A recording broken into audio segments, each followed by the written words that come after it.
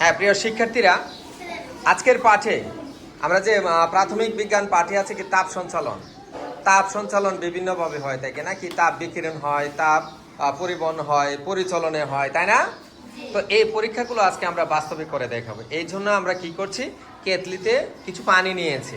এটা কি ইলেকট্রিক কেতলি, বিদ্যুতের সাহায্যে এটা পানি ফুটন্ত অবস্থায় গরম হবে। তখন আমরা এখানে যে স্টিলের চামচ রেখেছি, একটা মগ রেখেছি, এবং এখানে কি আছে, মোমবাতি আছে, তাই না? এই মোমবাতি কিভাবে কঠিন পদার্থের মাধ্যমে তাপ সঞ্চালিত হয়ে গলে যায় সেটা আমরা পরীক্ষার মাধ্যমে দেখব। ঠিক আছে? তো একজনকে এই পানিটাকে তোমরা ইয়েতে ঢালতে পারবা গ্লাসে? হ্যাঁ, এখন একটা তুমি ঢালো দেখি পানিটা। গ্লাস বা মগটাকে ঠান্ডা অবস্থায় ছিল না?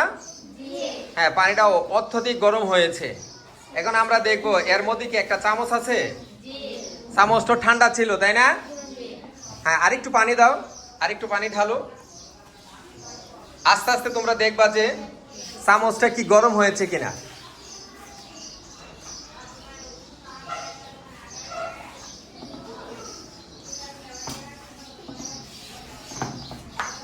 হ্যাঁ, আরেকজন দেখো তো, এই মগের নিচের অংশে হালকা একটু টাচ করো, আস্তে করে গরম হয়েছে কিনা বুঝো।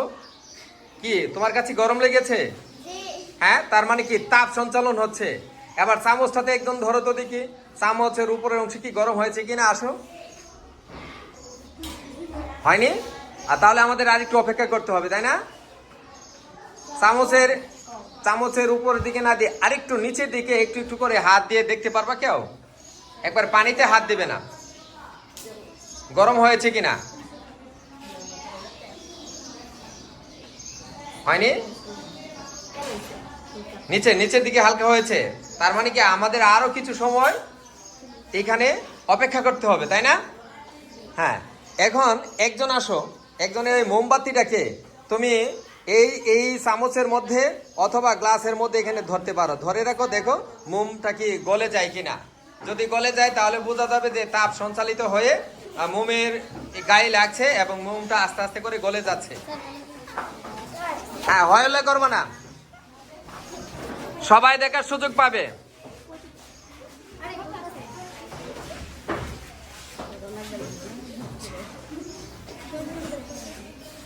মোমটা কি হালকা একটু গলতেছে কিনা দেখো তো, একটু ধরে দেখো মোমটা কি আগের মতো আছে না একটু গলে গেছে? গলে যায়নি? হ্যাঁ, গলে গিয়েছে।